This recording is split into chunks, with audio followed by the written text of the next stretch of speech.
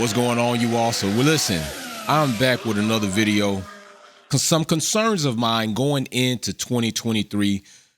We already know what we've dealt with now in 2022, which is basically the after effects of 2021, seeing the cost cap breaches. But I think this season also seeing several developments of the new car, several teams striving to try to pull performance out of these cars, struggling to bring upgrades, bits here and there, and logistically wise, also being exposed to that when I was at COTA with McLaren, kind of understanding how these things have to be packaged and moved around.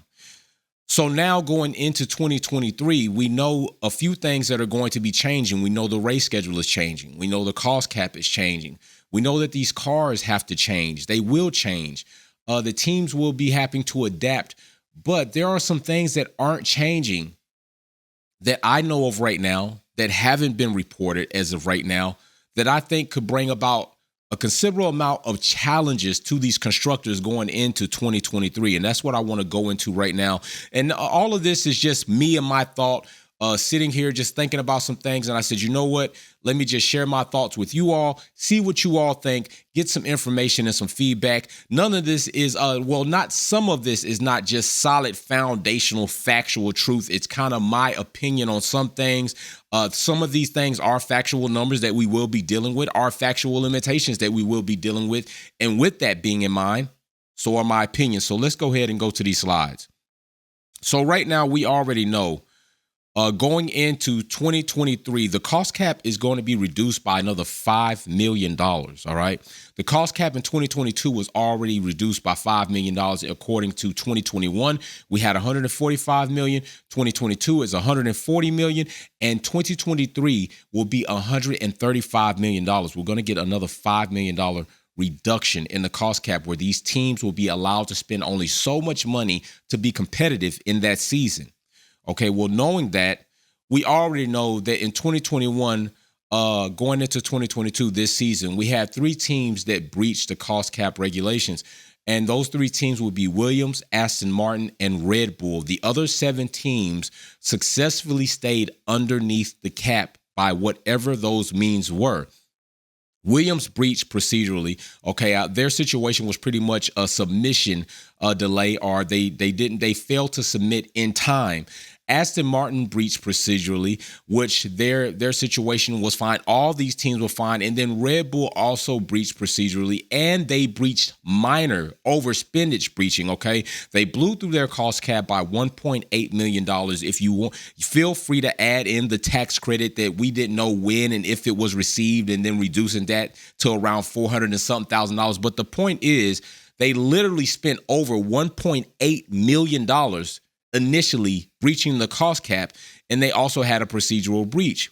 Well, that's 3 teams. And I'm going to tell you right now, this season in 2022, I have suspected teams that I think may not have breached, but I think it's possible that these next teams that I'm going to show you could be within cost cap trouble of breaching. Now, Ross Brawn definitely showed us that the cost cap did not have teeth. As I've said before, it had no teeth and dentures made out of gummy bears. Well, going out of 2022 into 2023, we're going to find out if any other teams breached again. All right, and breached again would be Red Bull. I think Red Bull may be in trouble of breaching the cost cap in 2022, and we won't find out till 2023. And the reason why I'm saying this, like, none of this right now is an indictment, okay? It's not factually known that these teams breached this season. It's just my opinion based off some of the things that I saw. And with Red Bull, we knew that they were supposed to bring, or they at least told us they were going to bring, a reduced weight package in the RBA team. Well, post all the cost cap debacle, Red Bull cut that off, decided that they weren't bringing that package. Why would they do that unless they already were in fear of breaching the cost cap? And then with that in lieu, decided that, you know what, we need to see how this situation is going to turn out. How are we going to be penalized? How is this process going to go? I think it's just safer for us not to breach the cost cap, not bring in any more upgrades or updates, because the upgrade needs to be realized performance. Not any more updates, and let's just cease that. So they didn't do that. Aston Martin is on my list because Aston Martin went through a major overhaul, so much to be called the Green Bull, bringing in almost an entirely different package in that AMR 22. But there are some other things that maybe they didn't breach because they didn't really spend more money in other areas as other teams did. But it's a possibility. And my next is McLaren. Now, I know talking to Zach Brown and also us seeing Zach Brown talk about many things as far as how he felt about teams that would breach the cost cap, and those teams would be Red Bull as far as them overspending. He really felt ill about that it was disrespectful to the sport, and it was so-called cheating. Although he didn't list any names, we already know what teams were breaching, and we know Red Bull had the minor overspend. But the reason I have McLaren on my list is because more times than other teams, McLaren had brought the most updates in some GPs, and they were pretty persistent or consistent on bringing upgrades in GPs when they started off. So do I really, really think they breached? I'm going to say, based off what Zach Brown said, I would hope they didn't. Based off what I see as far as upgrades and updates, it's a possibility. Okay, now they also have the delayed opening of their wind tunnel and their simulator and other things like that. But this is just me kind of forecasting maybe these three teams might be in trouble. There could be a fourth, maybe AlphaTauri, maybe could be in trouble of either procedural or overspend breaches. Okay, we'll see what happens in 2023 when they come out with the 2022 reports. So let's go a little bit further now into this, why I think there are going to be challenges for the constructors with all of this in the pot. Races from this year to next year. Now, I'm including the sprints, all right? We had 22 races, including 3 sprints. That gives us 25 races altogether. 2023, it is projected to be determined that we now have 24 Grand Prix on our schedule and 6 sprints that are proposed, equaling 30 races, a 20% increase, okay? 20% increase of overall races going into next season, 2023. Now, China is said that it might be forecasted that they're going to be canceled. I don't know if they're going to replace the China GP with something else. More than likely they will, because it seems like the FIA, FOM, and Liberty Media are pretty money hungry. I think they'll find something to put there in order to keep that schedule at 24, because there's a lot of money that's going to come via endorsements and advertisements. Okay, so like I said, 20% increase in races. Now, this is where I think a lot of the challenges are going to come, because there are things that are not changing that I think need to be looked at if they're going to be asking these teams to race 20% more than they did this season going into next season. And that is this. The PU limitations that I know of have not changed, okay?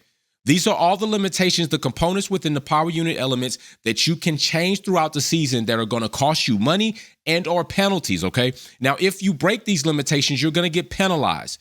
All right, now you got the ICE is at 3. You got the mgu-h and mgu-k at 3. You got turbochargers at 3. You got ES and CEs at 2. And you have exhaust at 8. Okay, so let's look at something.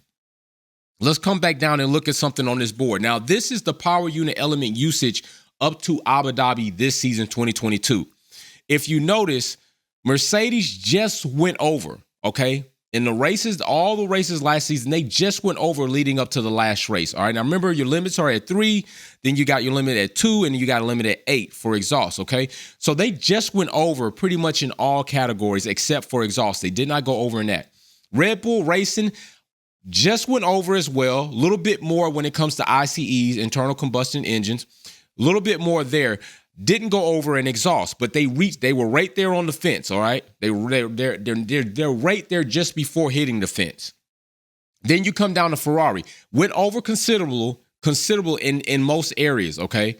5, 6, and then you come over to exhaust, they went over on that. You're going to come down to McLaren, pretty much just over in all areas, all right? Didn't break over the exhaust. Then you're going to come down to Alpine. Went over considerable in most areas. Didn't go over in exhaust, but pretty much got right there at the edge. Then you're going to come down to AlphaTauri. Went over considerably when it comes to Yuki. Now, this could be due to Yuki's style of driving. Whatever the case may be, considerable Yuki just over with Gasly, which Gasly now is going over to Alpine. Alonso is going to Aston Martin. So now no exhaust over there. Now you do have Aston Martin and Williams didn't go over anywhere. All right. Now, this is where I say, as far as Aston Martin breaching the cost cap, where they may have been able to put money into their development of that car and save money as far as their PUEs. Now, maybe Aston Martin knew this and Williams knew to say, you know what, let's play everything as safe as we can. Now, having Latifi doesn't allow you to do that. We saw he decided to go ahead and wreck the car in the last race, which he wrecked last time, and it was part of a debacle that nobody will ever forget in history. But Aston Martin and Williams stayed under and didn't go over in any of these categories. Now you come down to Alfa Romeo.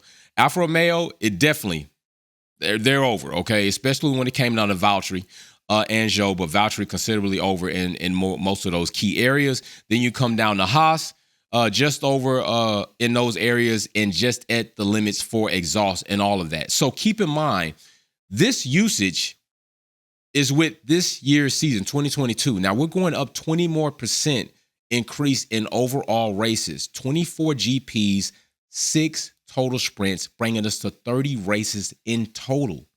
Now I'm thinking that with that increase, but not the increase in these PUE element units or limitations, we could probably see overages like this next season. 68 ICEs, 5 to 7 mgu-h, mgu-ks, 7 to 9 turbochargers, 3 to 5 ESs or control electronics, CEs, and 9 to 10 exhausts. With that 20% increase in races is something that we could probably see. None of this is like is solid everything. It's just what I'm kind of forecasting, what I'm thinking about, just looking off what these teams used going up to the last race on the last schedule in 2022 and what these teams could possibly end up using, having a 20% increase in overall races. This is what I think we could see in some of these teams, in some of these constructors going over in their PUE usage. That's going to cost money. That's going to cost grid penalties. That's going to cause a problem.